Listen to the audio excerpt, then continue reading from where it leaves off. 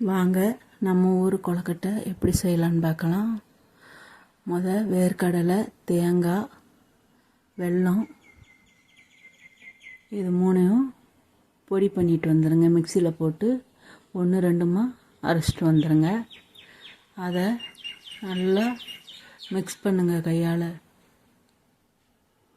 இதுதான் நம்ம கொழுக்கட்டைக்கு உள்ளே வைக்கிற பூரணம். நல்லா ஒன்று போல் மிக்ஸ் பண்ணிக்கிட்டே வாங்க. நீங்கள் நல்லா பிணைய அது நல்லா இது ஈரப்பதம் விட்டு நல்லா கொஞ்சம் பிடிக்கிற தன்மைக்கு வந்துடும். பார்த்தீங்களா? இது எங்கள் ஊர் சைடில் நாங்கள் இப்படித்தாங்க செய்வோம்.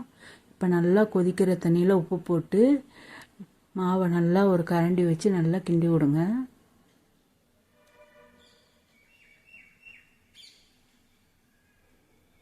நல்லா கிண்டி விட்டுக்கிட்டு உங்களுக்கு கை பொறுக்கிற சூடு வந்த உடனே கையை வச்சு பிசைய வேண்டியதுதாங்க. சுடு தண்ணியை ஊற்றி தான் நம்ம கிண்டுறோம். நல்லா கொதிக்கிற தண்ணியை ஊற்றுங்க. அதில் கொஞ்சோண்டு உப்பு போட்டு உங்களுக்கு தேவையான அளவு, மேமாவுக்கு தானே இது செய்கிறோம், தேவையான அளவு உப்பு போட்டு கை பொறுக்கிற சூடு வரந்தாண்டியும் கரண்டியை வச்சு கிண்டி விடுங்க.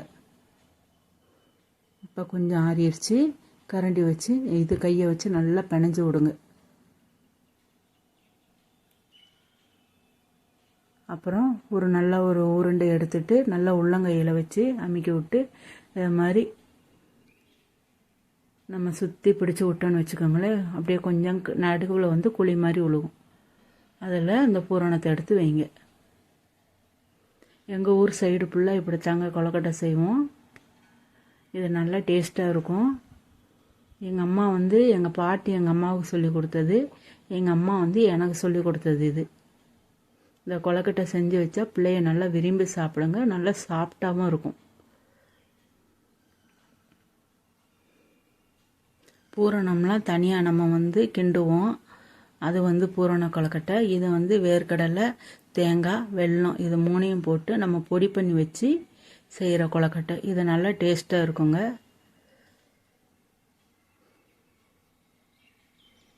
உங்கள் ஊர் சைடு எப்படி கொழுக்கட்டை செய்வாங்கன்னு சொல்லுங்கள்.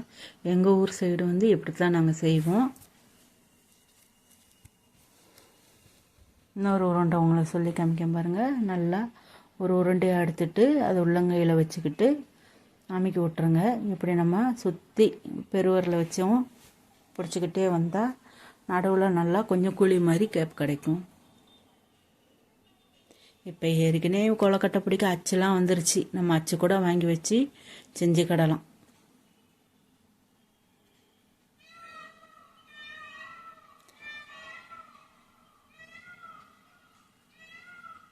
அவ்வளோதாங்க. உள்ளே வச்சு அமைக்கி விட்டு நல்லா அந்த கார்னரை பிடிச்சி விட்டிங்கன்னா மாவு ஈரப்பதமாக இருக்கிறதுனால டக்குன்னு நின்று கூட பார்த்துக்கோங்க. நம்ம எதுவுமே செய்ய வேண்டியதில்லை. பார்த்தீங்களா? அப்படியே அந்த கார்னரை மட்டும் அந்த பூரணம் வெளியே வராமல் பார்த்து அமைக்க விட்டுருங்க. அவ்வளோதாங்க. இது கொஞ்சம் சிம்பிளாக தான் இருக்கும். அடுத்து இட்லி பாத்திரத்தில் தண்ணியை ஊற்றி வச்சுருக்கேன். இப்போ இட்லி பாத்திரத்தில் கொழுக்கட்டையெல்லாம் எடுத்து வச்சிட வேண்டியதுதான். ஒன்று போல் வச்சுட்டு நல்லா ஒரு 10 நிமிஷம் அளவு வேக விட்டு எடுங்க. கொஞ்சம் கேமரா ஓரமாக ஒதுங்கிருச்சிங்க, எது நினச்சிக்கிடாதீங்க.